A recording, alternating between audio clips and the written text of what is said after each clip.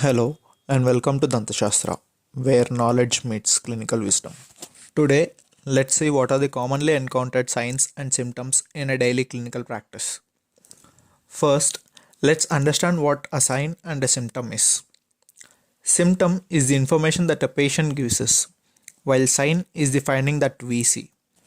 So the symptom is subjective.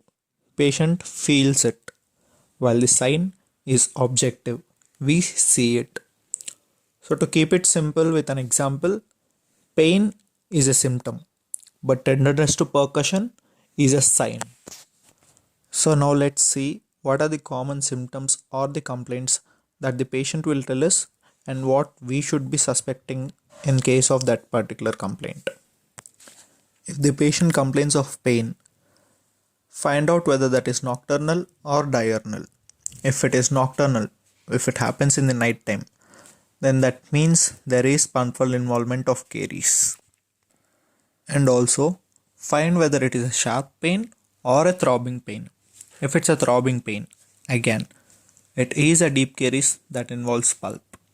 If it is a sharp pain, that can be a caries or that can be a fracture or that can also be a hypersensitivity due to non-carious lesions like abrasion, abfraction, adhesions and all of those. If a patient complains of decay, check whether it is gross or whether it is restorable.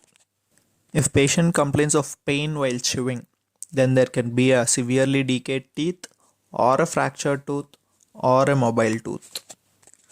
If patient says the pain radiates to the whole jaw, especially in case of the lower jaw, always suspect for the impacted tooth. If the patient complains of bleeding gums, look for the oral hygiene.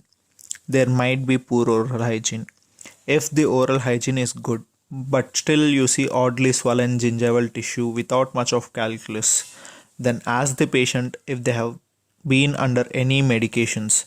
It might be a drug-induced gingivitis also.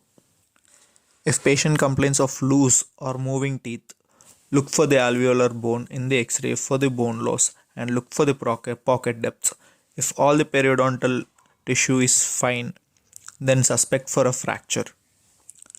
If patient complains of swelling, look at the radiographs to differentiate between an abscess or a cyst through the cystic lining.